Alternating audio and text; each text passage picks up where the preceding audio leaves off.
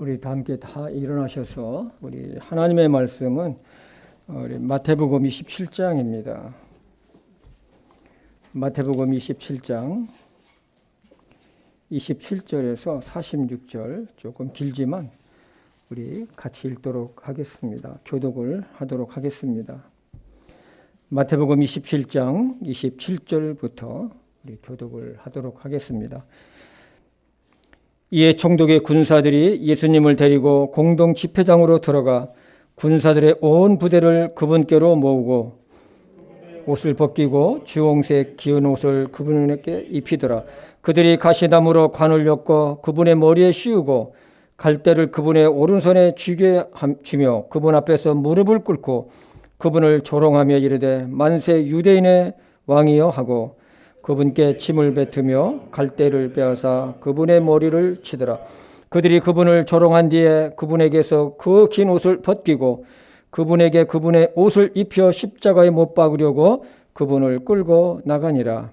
그들이 나가다가 시몬이라는 이름을 구레네 사람을 만나 그에게 억지로 그분의 십자가를 지게 하고 골고다 즉 해골의 장소라는 곳에 이르렀더라.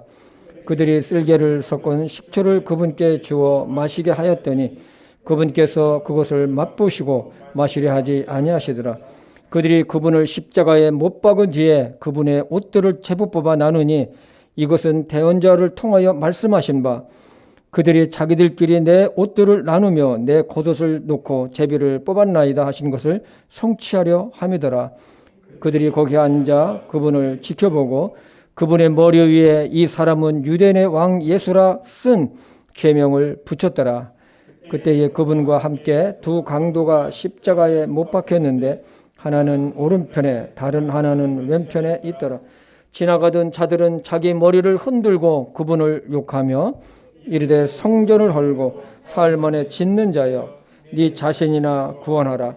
네가 만일 하나님의 아들이거든 십자가에서 내려오라 하고 그와 같이 수제사장들도 서기관들과 장로들과 함께 그분을 조롱하여 이르되 그가 남들은 구원하였으나 자기는 구원할 수 없도다. 그가 이스라엘의 왕이라면 지금 십자가에서 내려올 것이라. 그러면 우리가 그를 믿겠노라. 그가 하나님을 신뢰하였으니 그분께서 그를 원하시면 이제 그를 건져내실 것이라. 그가 말하기를 나는 하나님의 아들이라 하였도다 하며 그분과 함께 십자가에 못 박힌 강도들도 같은 말로 그분을 욕하더라. 이제 6시부터 9시까지 어둠이 온 땅을 덮었더라. 9시쯤에 예수님께서 큰 소리로 외쳐 이르시되 엘리 엘리 라마 사박다니 하시니 이곳은 곧 나의 하나님이여 나의 하나님이여 어찌하여 나를 버리셨나이까 말이라. 거기 서 있는 사람들 중에 몇 사람이 그것을 듣고 이르되 이 사람이 엘리야를 부른다 하니 한 사람이 달려가서 해면을 가져다가 식초에 적셔 갈대에 달아 그분께 주어 마시게 하거늘 그 남은 자들이 이르되 가만두라 엘리야가 와서 그를 구원하는지 우리가 보자 하더라. 예수님께서 다시 큰 소리를 외치시고 숨을 거두시니라. 아멘. 살아계신 하나님 아버지, 참 오늘은 고난주간이라고 해서 참 예수님의 참 그 고난과 십자가의 죽음을 참 깊이 생각하는 한 주간임을 우리가 지금 알고 예배를 드리고 있습니다. 하나님 아버지, 참으로 2000년 전에 죄 많은 우리를 구원하시기 위해 이 땅에 오셔서 온갖 고난과 핍박과 참 죽음을 당하심으로 말미암아 우리가 예수님을 믿어서 구원받게 해주신 것을 감사합니다. 오늘 말씀을 통해서 참으로 이 예수님이 받으신 고난을 우리가 다시 한번 생각하며 더욱 주님을 사랑하며 우리의 믿음을 다시 한번 돌아보며 주님께 더 가까이 갈 수 있는 귀한 이 시간이 되게 인도하여 주시옵소서. 예수님의 이름으로 기도했습니다. 아멘. 고난주간 하면 늘 생각나는 제 모습이 있습니다. 참 예수님의 그 고난과 죽음에 대해서 제가 굉장히 슬퍼했던 적이 있습니다. 주님의 고난은 나를 위하여 당하신 것임을 생각하지 않고 주님께서 고난당하신 그 자체만을 생각하면서 감정적으로 슬퍼했었습니다. 그러나 그 후에 내가 예수님을 영접해서 구원받고 난 후에 주님의 고난과 죽으심을 생각하면 슬픔이 아니라 말할 수 없는 감동과 또 감사가 있습니다. 왜냐하면 예수님의 고난과 죽으심의 의미를 제가 깊이 깨달았기 때문에 그렇습니다. 정말 이 하찮은 인간, 강릉의 경포 해수욕장의 그 넓은 백사장에 모래 한 알갱이에 보다도 못한 이 죄 많은 나를 구원하시기 위해서 예수님께서 이 땅에 오셔서 그러한 고난과 죽으셨다는 사실을 믿음으로 받아들이고 보니까 얼마나 감사한지 말로 표현할 수가 없었습니다. 내가 주님을 위해서 한 것은 아무것도 없습니다. 이 세상에 공짜는 없다고 했지만은 진짜 공짜가 있어요. 그것은 하나님께서 인간들에게 베푸신 십자가의 사랑과 은혜였었습니다. 그래서 에베소서 2장 8절에 보면 이런 말씀이 있습니다. 같이 읽어볼까요? 너희가 믿음을 통해 은혜로 구원을 받았나니 그것은 너희 자신에게서 난 것이 아니요 하나님의 선물이라. 이것은 하나님께서 예수 그리스도를 통해 여러분과 또 모든 믿는 자에게 주신 하나님의 영원한 선물이었습니다. 예수님의 고난을 생각하면 십자가가 떠오릅니다. 십자가에는 두 가지 의미가 있습니다. 하나는 죽음입니다. 십자가는 최고의 형을 받은 죄인들이 받는 형틀이었었어요. 예수님 당시 십자가는 살인자나 로마 제국의 반역을 일으킨 사람들이나 이런 사람들이 밀란을 일으킨 사람들이나 이런 사람들이 십자가에 달아 죽였습니다. 때문에 십자가에 달린 자는 저주받은 자라고 했습니다. 다른 하나는 부활입니다. 기독교 십자가는 예수님의 부활을 상징합니다. 왜냐하면 예수님의 십자가에 달려 죽으셨지만 부활하셨기 때문에 빈 십자가입니다. 그러나 천주교는 아직도 예수님이 부활하지 못한 채 죽은 채로 매달려 있는 것을 보게 됩니다. 지금도 매달려 있습니다. 우리는 고난주간을 맞아 예수님의 고난이 우리들에게 주는 의미가 무엇인지를 깊이 생각해 보아야 할 것입니다. 그렇지 않으면 예수님의 고난은 감정적으로 값싼 고난이 될 것이기 때문에 그렇습니다. 예수님이 이 세상에 오시기 전 정말로 세상은 그야말로 캄캄했습니다. 사람들은 희망을 찾을 수가 없어요. 나라는 부패했고 종교적으로도 부패했고 도덕적으로도 다 타락해 버렸습니다. 경제적으로도 너무 어려웠습니다. 그래서 식민지 아래 사는 일반 백성들은 어디 마음을 둘 데가 한 군데도 없었습니다. 그들이 유일하게 있다면은 그들이 유일하게 기다리는 것은 뭐냐면 메시아였었습니다. 메시아. 그들의 기다림은 헛되지 않았습니다. 그러나 문제는 그들이 오신 메시아를 알아보지 못한 것입니다. 그들이 구원자이신 메시아를 알아보지 못한 이유가 있어요. 그들은 자신들이 겪고 있는 그 현실적인 어려움에서 건져낼 메시아를 기다렸다는 것입니다. 그들은 육신적인 생각으로 메시아를 기다렸습니다. 그들이 생각한 메시아는 십자가에서 죽어서 그들을 죄에서 구원하실 그러한 메시아가 아니었었습니다. 그들은 다윗 왕이나 솔로몬 왕처럼 자신들의 나라를 구원하고 자신들의 나라를 이스라엘을 강하고 부유하게 만들어줄 정치적인 메시아를 기다리고 있었던 것입니다. 그들은 바벨론 제국에 의해서 BC 586년에 나라는 망했습니다. 그래서 그것을 기점으로 해서 약 600여 년 기간 동안 강대국에서 식민지 생활을 계속 해왔습니다.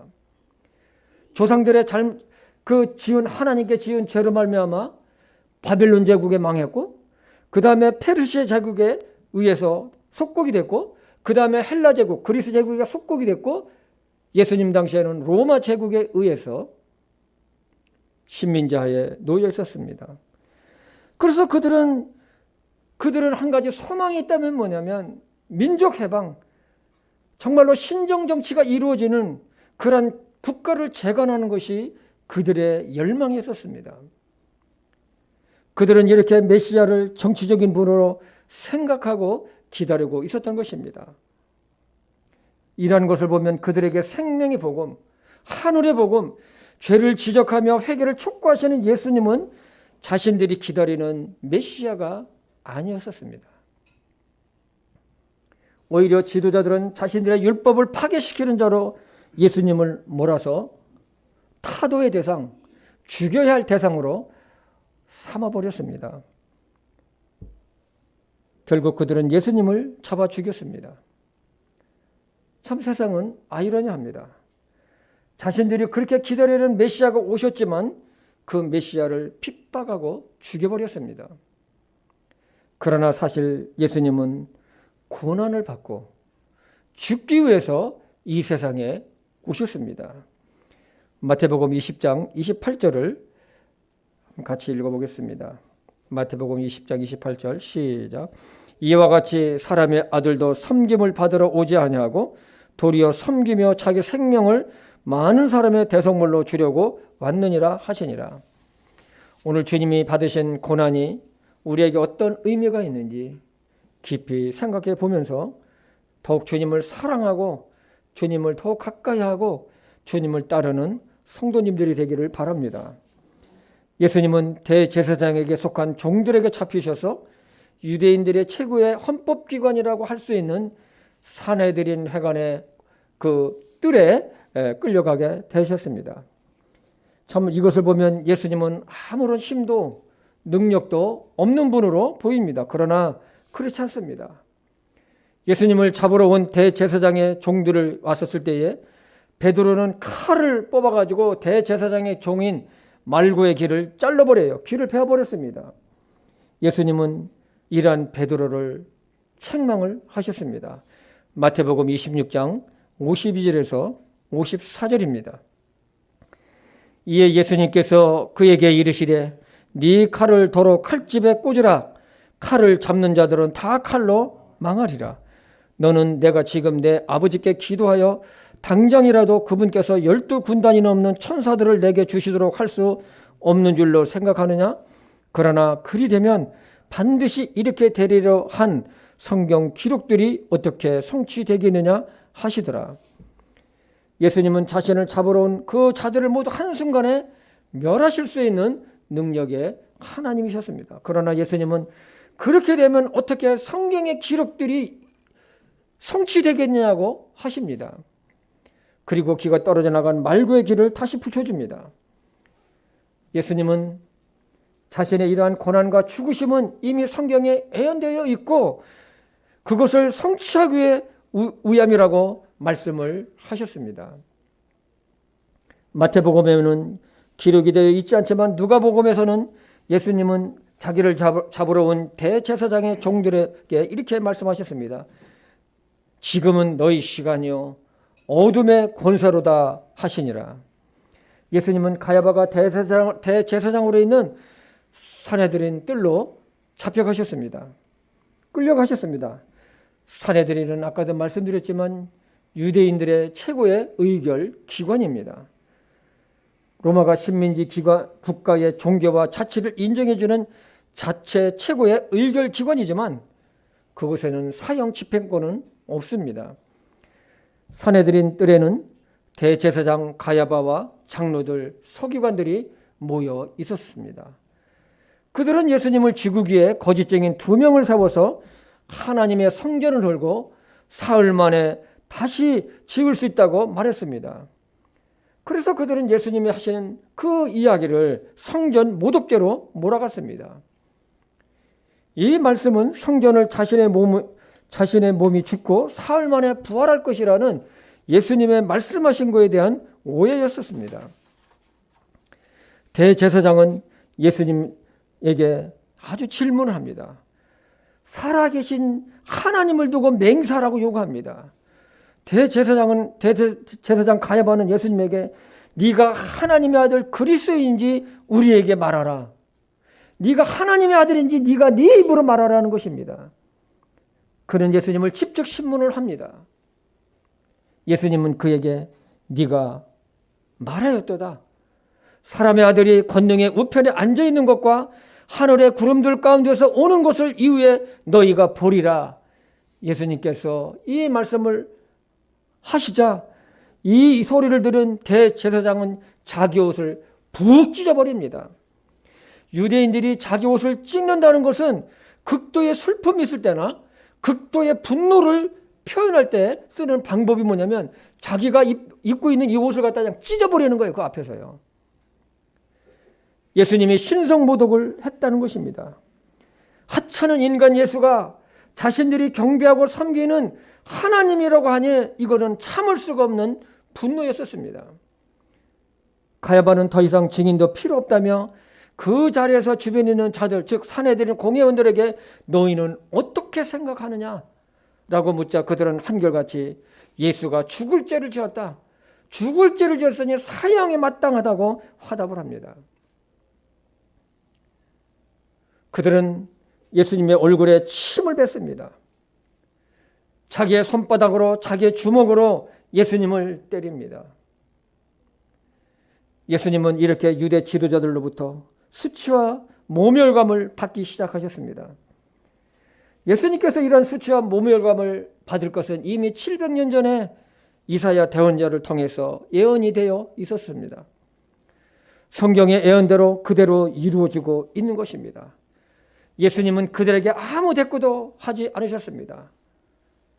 그들은 예수님에게 너 그리스도야, 우리에게 대언하라, 너를 친자가 누구냐 하는 말 알아맞혀봐. 그들은 예수님을 때리면서 때린 사람을 맞춰보라는 것입니다. 그러나 예수님은 아무 소리도 하지 않으셨습니다. 우리 이사야서 53장 7절을 보겠습니다. 구약성경 이사야서 53장 7절. 그는 학대를 당하고 고난을 당하였어도 자기 입을 열지 아니하였으며 도살장으로 향하는 어린 양같이 끌려가며 털 깎는 자 앞에서 잠잠한 양같이 자기 입을 열지 아니하였도다. 거짓 증언을 세우고 죄를 만들어가는 그들에게 우리 예수님은 입을 열지 않으셨습니다. 예수님의 신체에 대한 고난이 시작된 것입니다. 그들은 그 다음날 새벽에 수제사장들과 장로들이 모여서 예수님을 죽이기로 회의를 합니다. 정식으로 사내들인 회의입니다. 그들은 그 자리에서 예수님에게 사형을 결의합니다. 모든 것이 급박하게 돌아갑니다. 예수님은 유월절 어린 양을 잡는 저녁에 잡히셨습니다. 예수님은 세상죄를 짊어지고 가는 하나님의 어린 양이셨기 때문에 그런 것입니다. 대제사장과 그의 무리들은 하나님의 어린 양이신 예수님을 잡아버린 것입니다. 그들은 예수님을 결박해서 그곳을 다스리는 로마 총독인 본디오 빌라도에게 예수님을 넘겨줍니다. 이들이 이방인 로마 총독에게 넘겨진 이유가 있습니다. 아까도 말씀드렸지만 사내들인 공회는 예수님에 대한 사형을 결의를 했지만 그 선고와 집행은 로마 관할청에 있기 때문에 그렇습니다. 그러나 로마 총독인 본디오 빌라도는 예수님을 신문했지만 어떤 죄도 예수님으로부터 찾을 수가 없었습니다. 거짓이 아닌 이상 예수님에게서 죄를 찾지 못하는 것은 너무나도 당연한 것입니다. 그래서 그는 유월절이 되면 최소 한 사람을 석방해 주는 제도가 있는데 폭동과 살인을 저지른 바나바라는 사람이 있었습니다. 그래서 이 사람 대신에 예수님을 놓아주는 것이 어떠냐고 하자 유대인들은 소리를 지르기 시작합니다. 예수를 없애버리고 그 바나바라는 사람을 우리에게 놓아달라고 요구를 합니다. 빌라도는 다시 예수님을 놓아주려고 그들에게 말하지만 그들은 소리 높여서 재차 요구를 합니다. 참으로 당시 상황을 그려보면 이것은 대규모 집회에서 사람들이 그 장소가 떠나갈 듯이 소리 지르며 요구하는 큰 함성과 같았습니다. 종교 지도자들은 백성들을 선동해서 자기들의 뜻을 성취하려 했습니다. 그를 십자가에 못 박으소서. 예수를 십자가에 못 박으소서. 빌라도는 자신이 총독이지만 어떻게 할 수 없는 상황이었습니다. 그래도 빌라도는 예수님을 징계만 하고 풀어주려고 했습니다. 누가복음 23장 21절에서 22절을 보겠습니다. 그들이 소리를 지르며 이르되 그를 십자가에 못 박으소서, 그를 십자가에 못 박으소서 하매 그가 그들에게 세 번째 이르되 도대체 그가 무슨 악한 일을 하였느냐? 나는 그에게서 죽일 이유를 찾지 못하였나니 그러므로 그를 징계하고 가게 하리라 하더라. 빌라도는 풀어주려고 했습니다. 왜요? 죄가 없는데 어떻게 사형을 온도를 할 수가 있겠습니까? 유대인들의 강력한 요구는 더 세졌습니다. 이 빌라도도 총독도 어찌할 수가 없었습니다. 자칫하면 아주 폭동이 일어날 것 같은 그 두려움이 몰려왔습니다. 그는 예수님을 십자가에 못 박지 않으면 대규모 밀란이라도 이 폭동이라도 일어날 것을 두려워했습니다. 그래서 빌라도는 다음과 같은 말을 하고 난 후에 사형을 집행하라는 명령을 내리게 됩니다. 마태복음 27장 24절과 26절입니다. 빌라도가 자기가 아무것도 이기지 못하고 도리어 폭동이 일어나려는 것을 보고 물을 가져다가 무리 앞에서 손을 씻으며 이르되 나는 이 의로운 사람의 피에 대하여 무죄하니 너희가 그것과 상관하라 하며 이에 온 백성이 응답하여 이르되 그의 피가 우리와 우리 자손에게 임하리이다 하니라. 이에 그가 바라바는 그들에게 놓아주고 예수님은 채찍질하고 십자가에 못 박혀 넘겨주니라.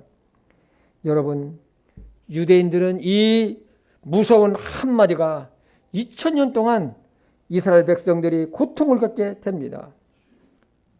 백성들은 산산조각되어 세계로 흩어지고 국가는 없어지고 오랜 세월을 핍박과 차별을 받고 있습니다. 특히 2차 세계대전 때는 600만 명 이상 되는 사람들이 학살을 당하기도 했습니다. 그래서 사람은 누구의 말을 듣느냐가 굉장히 중요합니다. 아담과 하와가 마귀 사단의 말을 들었을 때에 인류는 죄인으로 전락을 합니다.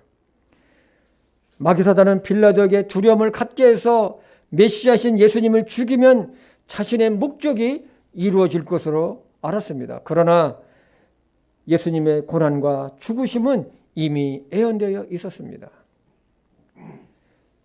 예수님은 고난을 받으시고 죽기 위해 오신 것입니다. 왜냐하면 인류의 죄에서 구원하시기 위해서였습니다.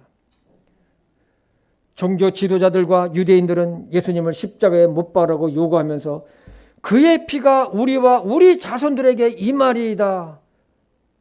그 피가 우리와 우리 자손들에게 임하게 하라는 것입니다. 우리가 받겠다는 것입니다. 우리 후손들이 다 받겠다는 것입니다. 그래서 여러분, 사람들이요, 자신이 책임지지 못할 말을 하면 안 됩니다. 감정이 앞서가지고 막 분노가 나니까 책임지지 못할 말을 갖다가 사람들이 먼저 뱉어버리는 게 얼마나 많이 있습니까? 여러분, 책임지질 말을 우리 하지 맙시다. 아멘? 네, 책임지질 말을 아무리 화가 나도 나중에 뒷감당 못할 말을 해가지고 나중에 얼마나 사람들이 후회를 합니까? 특별히 하나님에 대해서, 성경에 대해서, 기독교에 대해서 그렇습니다. 하나님은 그들의 마음과 입술의 열매를 먹게 할 것입니다. 로마 군인들은 예수님을 그 공동 집회장으로 끌고 갔습니다. 로마 군인들은 예수님의 옷을 벗기고 주홍색인 붉은 긴 옷을 입힙니다. 왕 같은 그런 옷이죠. 그리고 가시나무로 관을 만들어서 머리에 씌우고 조롱을 하기 시작합니다. 우리 마태복음 27장 29절에서 30절입니다. 그들이 가시나무로 관을 엮고 그분의 머리에 씌우고 갈대를 그분의 오른손에 쥐어주며 그분 앞에서 무릎을 꿇고 그분을 조롱하며 이르되 만세 유대인의 왕이여 하고 그분께 침을 뱉으며 갈대를 빼앗아 그분의 머리를 치니라. 이러한 모습은 주변의 로마 군인들뿐만 아니라 종교인들, 많은 유대인들이 보고 있었습니다. 그렇게 예수님은 수치와 모멸을 받기 시작했습니다. 한 사람을 가운데 놓고 여러 사람들이 돌아가면서 모멸감을 주고 공격하고, 정말 이것은 받는 사람이 얼마나 수치와 모멸감을 느끼는지 말할 수 없습니다. 그러나 예수님은 아무 반응도 아무 항변도 하지 않으셨습니다. 친히 성경에 기록된 말씀대로 당신께서 이방인에게 조롱과 핍박을 받고 죽으셨다가 3일 후에 살아날 것이라는 이미 예수님은 당신의 제자들에게도 말씀을 하셨습니다. 누가복음 18장 31절과 33절입니다. 그 뒤에 그분께서 12 제자를 데려다가 그들에게 이르시되 보라 우리가 예루살렘으로 올라가노니 사람의 아들에 대하여 대언자들이 기록한 모든 것이 이루어지리라. 그가 이방인들에게 넘겨져서 조롱을 당하고 모욕을 당하며 침뱉음을 당하리라. 그들이 그를 채찍질하고 죽일 것이요 셋째 날에 그가 다시 일어나리라 하시되, 지금 예수님께서는 당신이 어떻게 당할 것인지를 지금 제자들에게 지금 알려주는 거예요. 지금 그대로 지금 이루어지고 있는 것이죠. 하나님도 이미 700년 전에 이사야 대언자를 통해서 말씀하셨습니다. 장차 메시아가 어떤 고통을 당할 것인지 말씀하셨습니다. 이사야서 53장 4절과 5절입니다. 참으로 그는 우리의 고통을 짊어지고 우리의 슬픔을 담당하셨거늘 우리는 그가 매를 맞고 하나님께 맞아 고난을 당한다고 생각하였노라. 그러나 그는 우리의 범법들로 인해 부상을 당하고 우리의 불법들로 인해 상하였노라. 그가 징벌을 받음으로 우리가 화평을 누리고 그가 채찍에 맞음으로 우리가 고침을 받았도다. 사실 예수님의 고난은 십자가에서 잡히시기 전날만 있었던 것이 아닙니다. 예수님의 고난은 탄생서부터 시작되셨어요. 어디서 탄생됐나요? 동물의 마구간에서 탄생하셨어요. 야, 여러분, 사람이 이 동물이 있는 그곳에서 태어난다는 것, 태어나자부터 이 고난이 시작된 것입니다. 또 태어나자마자 어떻습니까? 이집트로 피난을 가셨어요. 왜? 헤롯 왕이 죽이려고 하니까. 응? 공생의 기간에도 온전하지 않으셨어요. 유대인들과 늘 갈등의 연속이었었어요. 이것은 하나님의 뜻을 이루기 위해 고난이었었습니다. 물론 이것의 절정은 십자가의 죽으심이지만 그 삶의 모든 과정은 고난시였습니다. 그래서 예수님께서 하신 말씀이 있어요. 여우도 굴이 있고 공중에서도 깃들 곳이 있지만 나는 머리 들 곳도 없도다. 사람은 자기의 실수나 잘못을 인해 또는 죄를 범해서 고난을 받을 수도 있습니다. 그러나 죄가 하나도 없으신 예수님은 여러분과 저를 위해서, 저를 죄에서 구원하시기 위해서 고난을 받으셨던 것입니다. 그래서 이사야 대언자는 우리의 고통을 짊어지셨고 우리의 슬픔을 담당하셨다고 했습니다. 이방 종교, 우상 종교는 사람들에게 무거운 짐을 지웁니다. 그러나 하나님은 직접 모든 사람의 죄의 값으로 받는 고통과 슬픔을 대신 짐을 짊어지신 것입니다. 이사야 대언자는 놀라운 말씀을 합니다. 예수님은 우리의 범법들로 인해 부상을 당하고 우리의 불법들로 인해 상하였노라. 그가 징벌을 받음으로 화평을 누리고 그가 채찍에 맞음으로 우리가 고침을 받았노라. 예수님께서 우리의 죄악으로 인해 부상을 당하셨다고 하는데 이 부상, 이 다침은 뭐냐면 히브리어로 보면 몸이 으스러지는 부상입니다. 한마디로 사람이 감당할 수 없는 힘든 고통이라는 것입니다. 예수님의 이러한 수치, 멸시, 매맞음, 징벌로 인해서 우리가 고침을 받았다고 했습니다. 이 고침은 무엇일까요? 육체의 회복도 육신적인, 육체적인 회복도 있지만 하나님과 영적인 화목도 우리가 받았다는 것입니다. 예수님이 무슨 죄가 있나요? 예수님이 무슨 잘못이 있나요? 예수님이 이런 고통을 받아야 할 이유가 있나요? 하나도 없습니다. 그러나 놀라운 말씀이 있습니다. 이런 예수님께서 당하시는 이 고통, 이 고난, 이 죽음을 하나님은 기뻐하셨다는 거예요. 이게 무슨 말씀인가요? 예수님께서 지금 고난, 이 고통, 이 죽음을 기뻐하셨다는 거예요. 그래서 이게 정말로 이해하기 힘든 말씀이 기록되어 있는 것입니다. 그것이 700년 전에 이사야 그 선지자, 이 대언자를 통해서 하나님은 말씀하셨어요. 우리 이사야서 53장 10절과 11절입니다. 그러나 주께서 그를 상하게 하는 것은 기뻐하사 그를 고통에 두셨은즉 주께서 그의 혼을 죄로 인한 혼물로 삼으실 때에 그가 자기 씨를 보고 자기 날들을 길게 하며 또 주의 기뻐하시는 일이 그의 손에서 번영하리로다.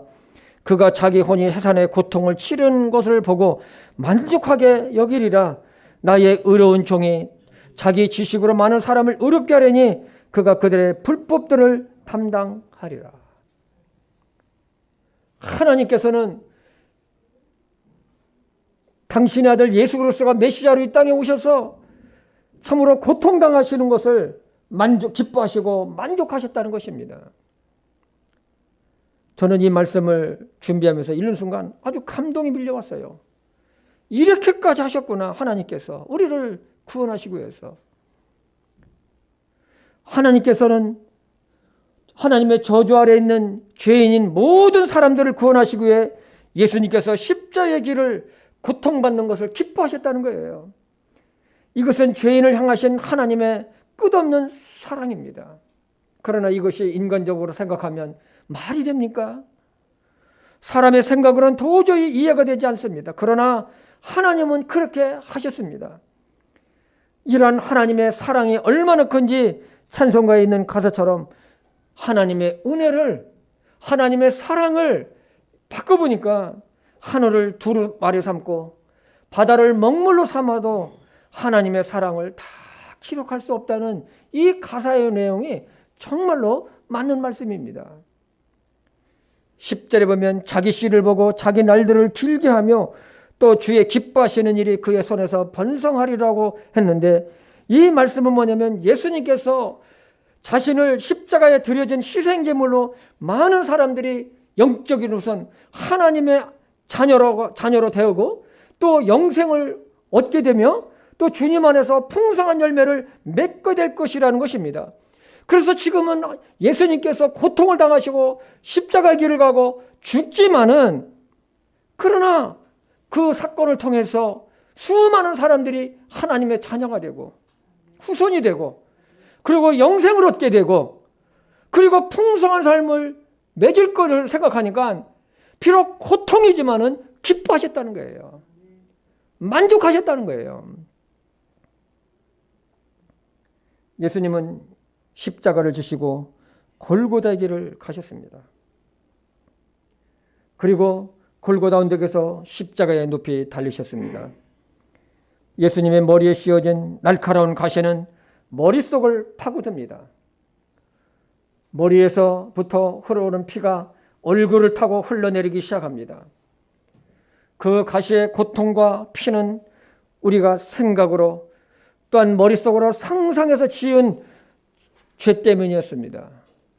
우리가 머리로 지은 생각 속에서 상상 속에서 지은 그 죄를 예수님이 담당하신 것입니다. 양손의 못을 박힐 때의 고통은 상상을 초월합니다. 우리는 작은 가시 하나만 박혀도 그것이 얼마나 아픈지 말이죠. 아주 그냥 생소나리를 하지 않습니까? 그런데 여러분, 커다란 대못을 양손에 박힙니다. 그래서 그 박힌 못이 온몸의 무게를 지탱하게 합니다. 모든 신체가 밑으로 내려 누릅니다. 그 고통은 인간의 고통의 임계점을 이미 넘어버렸습니다. 우리가 손으로 지은 죄를 담당하신 것입니다. 발에도 못이 박혔습니다. 생뼈를 뚫고 들어가는 못, 그 통증은 이미 이야기할 이유가 없습니다. 상상하기 힘든 고통입니다. 예수님은 우리 인간이 발로 범한 죄를 발에 못이 박힘으로 주님께서 담당하신 것입니다. 마지막으로 옆구리의 창에 찔리셨습니다. 옆구리의 창이 로마 군인이 옆구리의 창을 찔렸을 때에 피와 물이 다 쏟아지셨어요. 우리가 마음으로 우리의 몸으로 지은 죄를 예수님께서 담당하신 것입니다. 예수님의 온몸은 머리서부터 발끝까지 피로 완전히 빨갛게 물들었습니다. 어디 한 군데 상한 곳이 없습니다. 온몸 전체가 피로 물들었습니다. 그 몸, 그 피로 우리 사람들의 모든 죄를 대속하셨습니다. 우리가 받아야 될 그 고통을, 죽음을 예수님께서 대신 받으신 것입니다. 십자가에서 처참하게 죽어가시면서 흘리신 예수님의 피는 우리의 죄가 얼마나 무겁고 중한지를 발견하게 됩니다. 그리고 죄의 심판의 결과가 얼마나 무섭고 두려운 건지를 알게 됩니다. 그 예수님의 피로 말미암아 예수님을 개인의 구주로 믿고 구원받은 사람들은 영원한 속죄가 이루어진 것입니다. 히브리서 9장 12절입니다. 염소와 송아지의 피가 아니라 자기 피로 힘입어 단 한 번 거룩한 것에 들어가사 우리를 위하여 영원한 구속을 얻으셨느니라. 여기서 구속이란 속죄입니다. 즉 예수님께서 십자가에 흘리신 피가 모든 사람들의 죄로부터 영원히 용서하셨다는 것입니다. 죄의 저주로부터 풀려났습니다. 여러분, 사람이 왜 지옥 가는 줄 아십니까? 죄 때문에 가는 줄 아십니까? 아니에요. 생명의 구주 되신 예수님을 믿지 않기 때문에 지옥 가는 거예요. 왜냐하면 예수님께서 나의 모든 죄를 용서하셨고 내가 받아야 될 죄의 형벌을 예수님께서 받으셨기 때문에 그런 것입니다. 그렇기 때문에 사람들이 이 예수님의 사랑과 은혜를 발견하면 사람들이 변하는 거예요. 이제부터는 내가 바르게 살자. 이제부터는 하나님께 영광되는 삶을 살자. 이제부터는 좀 의롭고 착하게 살자. 안 변할 수가 없어요. 안 변할 수가 없어요. 왜? 예수님의 엄청난 사랑을 받고 보면은 사람은 변하게 되는 거예요. 예수님은 그런 몸으로 십자가에서 6시간을 매달렸습니다. 이제 운명하시기 전에 예수님은 외치셨습니다. 마태복음 27장 46절입니다. 9시쯤에 예수님께서 큰 소리로 외쳐 이르시되 엘리 엘리 라마 사박다니 하시니 이것은 곧 나의 하나님이여 나의 하나님이여 어찌하여 나를 버리셨나이까 라는 말이라. 예수님은 우리의 모든 죄를 짊어지시고 이제는 하나님으로부터 버림받으셨다는 거예요. 이 죄는요 하나님으로부터 버림받는 거예요. 이 죄는요 이거는 뭐 심판의 대상이지 이건 어쩔 수가 없어요. 하나님은 이 순간에 얼굴을 돌리셨습니다. 죄의 대가를 짊어지시고 죄의 결말을 주님께서 당하신 그 모습을 하나님도 차마 볼 수가 없는 것입니다. 죄는 하나님으로부터 버림받는 것입니다. 죄에 대한 형벌은 그만큼 무섭습니다. 에스겔서에 있는 것처럼 죄를 짓는 혼은 죽으리라는 말씀대로 죄의 삭은 사망이라는 말씀같이 죄의 결과는 영원한 죽음이요 지옥인 것입니다. 그래서 하나님은 그 죄 대가를 예수님에게 대신 짊어지게 하신 것입니다. 이사야 대언자는 이렇게 700년 전에 예언을 말씀을 했습니다. 이사야서 53장 6절입니다. 우리는 다 양 같아서 길을 잃고 각각 자기 길로 갔거늘 주께서는 우리의 모든 불법을 죄악을 그에게 담당시키셨도다. 예수님에게 담당시키셨다는 거예요. 이것은 죄인이 되었던 우리를 향한 하나님의 끝없는 은혜인 것입니다. 내가 받아야 될 그의 죄의 형벌을 하나님은 예수님에게 죄의 형벌을 소위 말하면 뒤집어 씌워버린 거예요. 옮겨버린 거예요. 덮어 씌워버린 거예요. 마지막으로 운명하시기 직전 예수님은 이 한마디를 하셨습니다. 요한복음 19장 30절입니다. 그러므로 예수님께서 식초를 받으신 뒤에 이르시되 다 이루었다 하시고 머리를 숙이신 뒤 숨을 거두시니라. 예수님은 창세전부터 계획하신 인류 구원에 대한 계획을 완벽하게 이루셔서 끝을 내셨습니다. 십자가는 죄로 말미암아 하나님과 원수가 되었고 마귀 사단의 노예로 하나님의 진노 아래 있던 모든 사람들을 예수님께로 이끄셨고 하나님과 화목하게 만드셨습니다. 우리 요한복음 12장 31절과 33절입니다. 이제 이 세상에 대한 심판이 있으니 이제 이 세상의 통치자가 쫓겨나리라. 이게 누굴까요? 마귀 사탄이잖아요. 나 곧 내가 땅에서 들리면 십자가에서 들리면 모든 사람을 내게로 이끌리라 하시니라.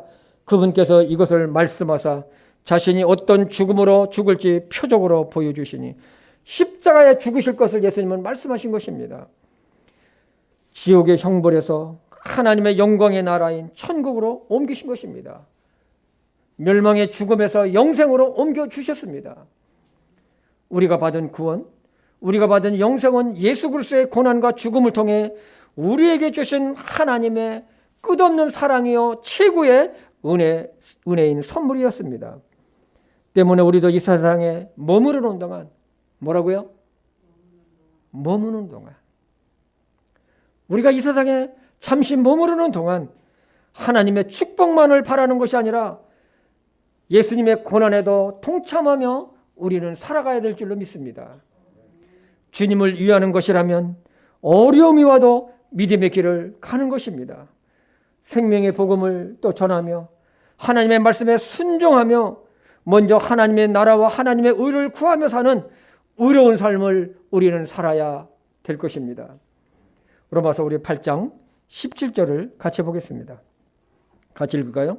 시작. 자녀이면 상속자 곧 하나님의 상속자요 그리스도와 함께하는 공동 상속자니라. 우리가 그분과 함께 고난을 당하면 그분이 누굽니까? 바로 예수 그리스도입니다. 이것은 우리가 함께 영광도 받으려 함이니라.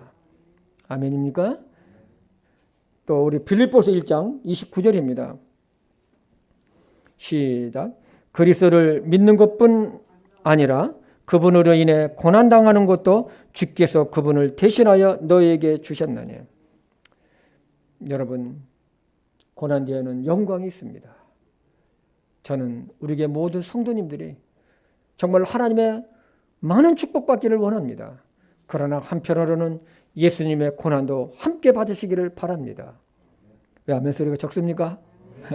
예.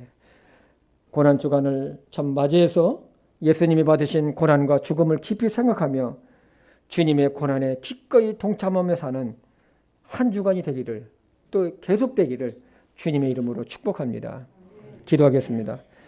아버지 하나님, 오늘 예수님의 그 고난과 죽으심을 하나님의 말씀을 통해서 우리가 들었습니다. 아버지 하나님, 우리는 세상이 바쁘다는 이유로 또 세상이 좋아서 세상 따라가기에 급급했지만 그러나 주님께서 우리를 구원하시기 위해서 어떠한 고난과 고통을 당하셨는지 오늘 다시 한번 우리의 모습을 돌아보며 주님 앞에 회개합니다. 용서하여 주시옵소서. 하나님 아버지, 오늘 참으로 오늘 함께 예배드리는 모든 성도들이 하나님의 축복받기를 원합니다. 그러나 주님의 고난에도 기꺼이 동참할 수 있는 믿음의 사람들이 되게 인도하여 주시옵소서. 예수님의 이름으로 기도했습니다. 아멘.